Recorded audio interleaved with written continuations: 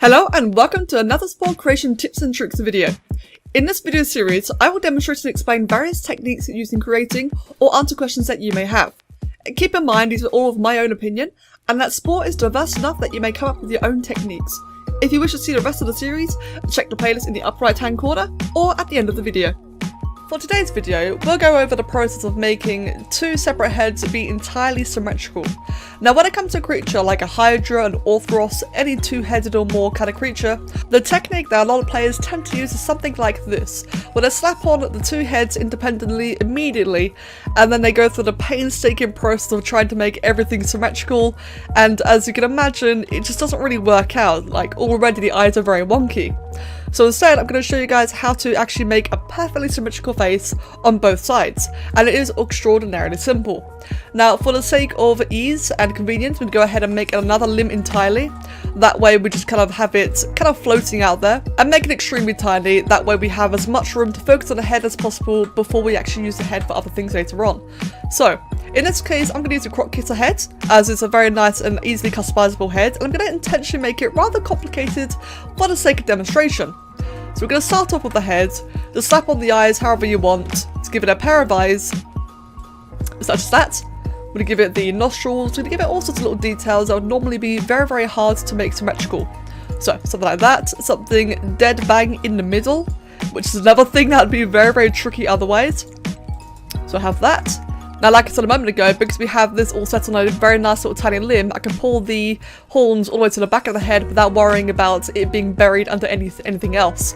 If we'd done this straight on the body itself, the actual flesh of the main body would have obscured it and would have been harder to position things. So, now that we have a head that we're rather satisfied with, the process really is very simple. All you want to do is hold A on the keyboard, you have the little icon appear whenever you press A, hold A, and just simply make it asymmetrical and place it where you want it to be placed. We no longer need this limb on the chest anymore, get rid of that. And now we have that one perfectly symmetrical head. And in order to make that head appear on the other side, I'm going to go ahead and very simply press Alt and duplicate it. And there we go. Now, obviously it's clipping a bit on either end, but you get the gist though, that is the process itself. If I want to make the two heads a little bit more balanced with each other, all I can simply do is move the limb, and you'll see it moves both heads symmetrically.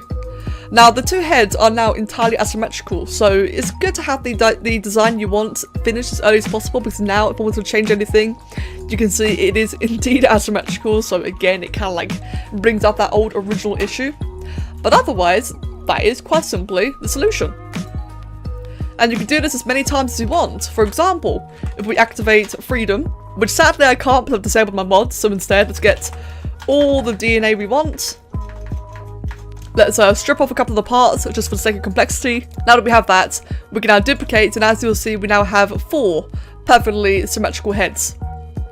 And that really is the process, guys. Now, of course, if you're doing this in modded, it's significantly easier as you have a lot more potential and a lot more complexity and that kind of stuff. And this is how you can make your Hydras and such with nice, perfectly symmetrical faces.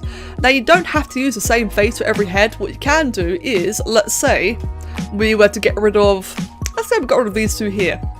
We'll do the same process again. I have this random limb, that way we just have more space to work with. Put a random limb on the front there. We'll get this head, for example. It doesn't really matter which head to use.